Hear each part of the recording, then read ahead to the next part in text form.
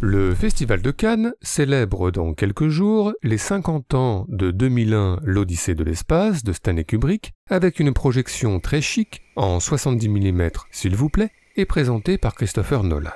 2001, l'aube de l'humanité, des singes et un monolithe noir, puis des stations spatiales, des conférences et un monolithe noir, puis 2 astronautes, un ordinateur de bord et un monolithe noir, et enfin une pièce mystère, un verre cassé et un monolithe noir. Bref, 2001, film incontournable de l'histoire du cinéma qui a influencé des générations de spectateurs, de cinéphiles et de cinéastes. Par exemple Gaspard Noé, cela se voit dans Irréversible, mais aussi Paul Thomas Anderson, cela s'entend dans Magnolia, et puis dans La fièvre du samedi soir, une boîte de nuit au nom référencé, et dans Tron Legacy, une pièce mystère là aussi référencée, sans oublier des pastiches dans La folle histoire du monde de Mel Brooks, dans Charlie et la chocolaterie de Tim Burton, ou dans Soyez sympa rembobiné de Michel Gondry. Bref, 2001 l'Odyssée de l'espace a traversé 50 ans de cinéma, il était donc grand temps de lui consacrer un sujet à part entière dans Bleu Up. Alors voici 5 bonnes raisons, parmi les 1000 existantes, de revoir et pourquoi pas de découvrir, après tout, nous sommes aussi vus par de très jeunes générations, le classique de Stanley Kubrick.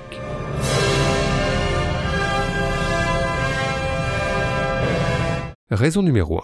Vous aimez les films de science-fiction, mais comment dire, au space opéra spectaculaire, fait de bruit et de fureur, type Star Wars, vous préférez les expérimentations et l'ascétisme d'un Andrei Tarkovsky dans Solaris, rare incursion du cinéaste russe dans le domaine de la science-fiction. Eh bien, voyez ou revoyez 2001, car le film de Stanley Kubrick se caractérise lui aussi par une certaine retenue, et plus particulièrement par ses silences. Silence du désert à l'aube de l'humanité, silence dans la pièce mystère, silence dans l'espace infini où personne ne vous entend crier, et enfin silence à l'intérieur du vaisseau. Oui, 2001 brille bien, paradoxalement, par ses silences assourdissants.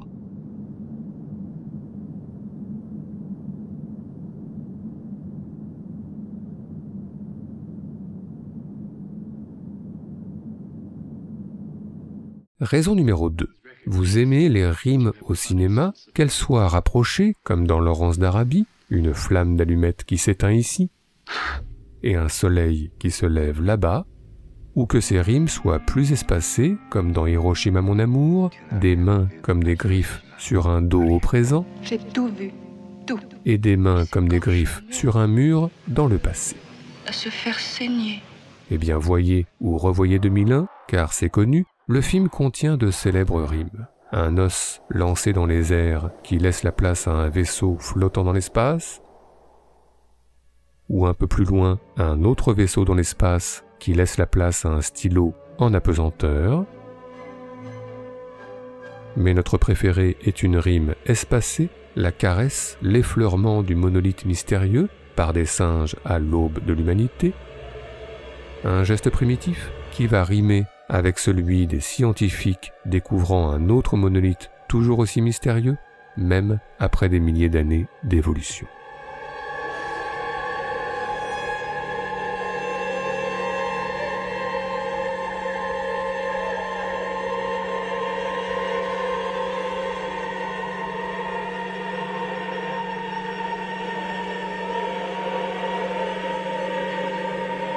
Raison numéro 3. Vous aimez les scènes de footing au cinéma, que ces footings soient solitaires comme celui de Michael Fassbender dans Shame, au rythme de Bach, ou celui de Kevin Spacey dans American Beauty, au rythme des Who, ou que ces footings soient collectifs comme dans Les Chariots de Feu, ou très collectifs comme dans Forrest Gump. Et si on ajoute les footings plutôt insolites de Woody Allen dans Tout le monde dit I Love You, ou de Catherine Deneuve dans Potiche, on peut supposer qu'il y a matière à un futur top 5 sur la question dans Bleu Up. Eh bien voyez ou revoyez 2001, car le film contient une scène de footing au rythme de l'adagio d'Aram Khachaturian, qui sera évidemment bien placé dans ce top 5.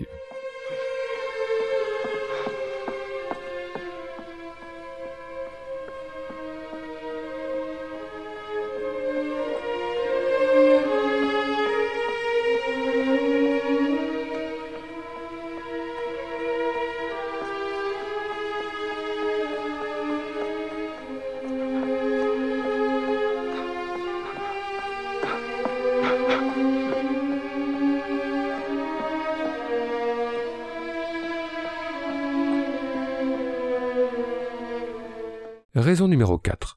Autant en emporte le vent de Victor Fleming, Madame 2 de Max Ophuls, Le Guépard de Luchino Visconti, La Porte du Paradis de Michael Cimino ou Le Temps de l'innocence de Martin Scorsese, vous aimez les scènes de valse au cinéma et là aussi vous vous dites qu'il serait grand temps que Blow Up se penche sur la question.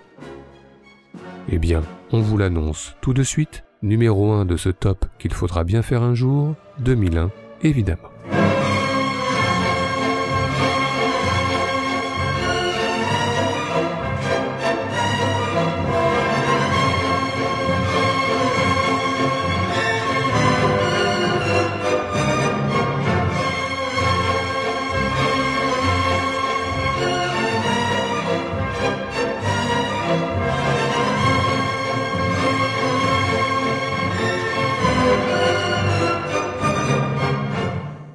Enfin, raison numéro 5, d'un côté Dennis Hopper et ses copains au cimetière de la Nouvelle-Orléans dans Easy Rider, et de l'autre Martin Sheen, la tête à l'envers, en ouverture d'Apocalypse Now. Vous n'arrivez pas à vous départager avec vos amis pour élire le plus grand trip jamais filmé au cinéma. Eh bien, pour résoudre votre problème, voyez ou revoyez 2001 l'Odyssée de l'espace, car le film de Stanley Kubrick contient, c'est connu, la scène de trip ultime, tout en couleur et sur la musique de Ligeti, un trip déjà impressionnant sur petit écran et que l'on a du coup hâte de découvrir et de vivre dans quelques jours en 70 mm sur l'un des plus grands écrans du monde.